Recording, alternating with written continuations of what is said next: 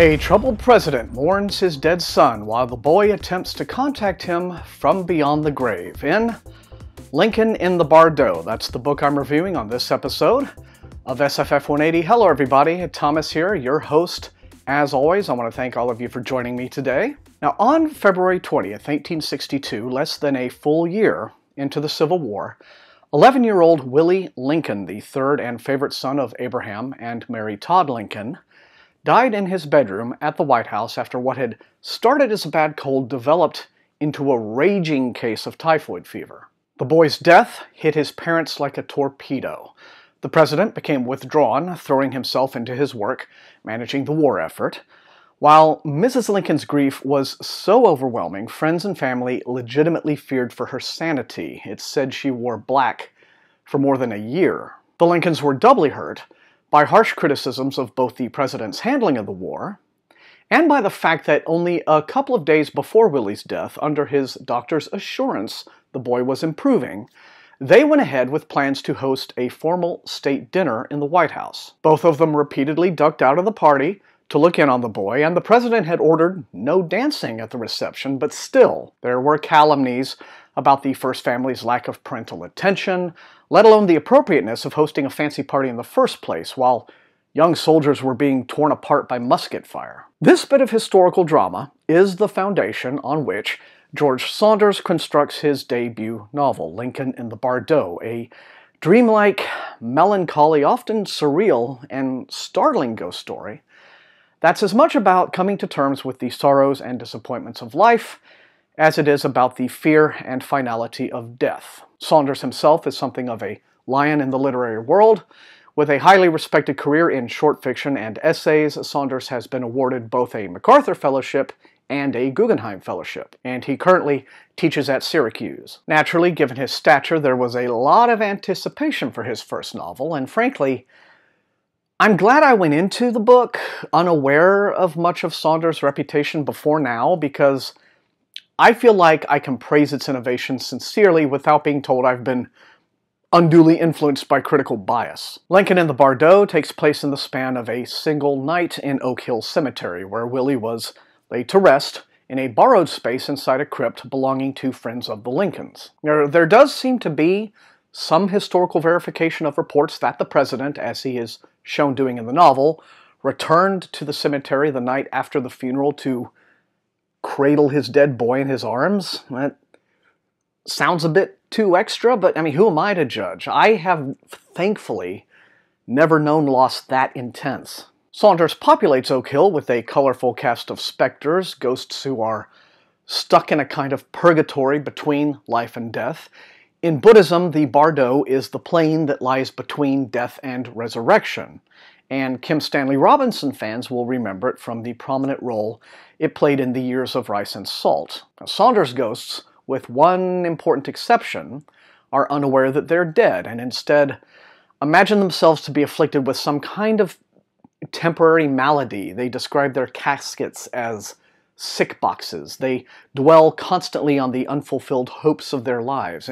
In many cases, their minds seemingly caught in a loop of what if and if only. Among these ghosts, we meet the book's main Viewpoint characters. Hans Volman was a middle-aged office worker killed by a falling beam before having a chance to consummate his marriage.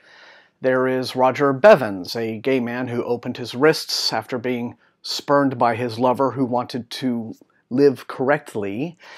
And there is the Reverend Everly Thomas, who alone among the cemetery's lingering ghosts knows what lies beyond, and has his own reasons for keeping silent about it. Willie's arrival immediately impacts these three. It's unusual for children to linger very long, but Willie refuses to move on, insisting his father is coming for him. And he does. And it's the scenes with Lincoln and Willie together, the boy unable to make his father aware of him, that propel the narrative beyond pathos into a realm where the emotions are raw and genuine.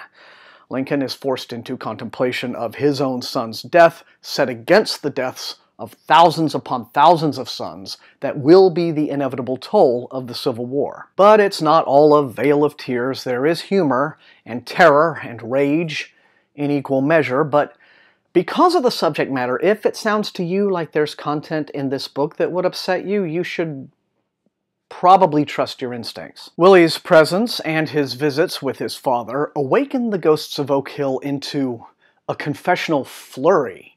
It feels like a cross-section of American life drawn from moments stolen out of history. They all long for a sense of connection, to go back and right some personal wrongs, to course correct back towards the lives they all dreamed of having rather than the ones they ended up being stuck with.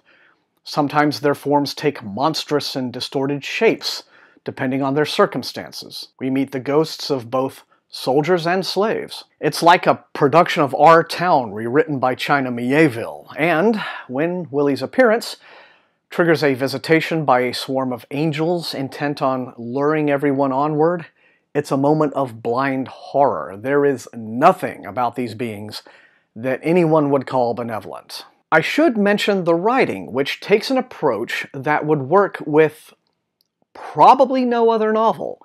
Most of the tale unfolds in dialogue, quoted directly without the help of omniscient narration, so that when each character speaks, however briefly, they become, for that moment, the story's viewpoint character. Other passages which serve the same purpose as omniscient narration are told in the form of snippets of historical documents, some authentic and some invented, but woven together by Saunders so that we can't tell which is which. The effect is a novel that is neither in first nor third person in any traditional sense, but a bit of both, assembled like a kind of narrative collage that often feels more like historical nonfiction than fiction. What's extraordinary is how quickly the reader adapts to it, meaning that Saunders has written a novel that has to help us learn how to read it while we're reading it, but it does so almost without effort.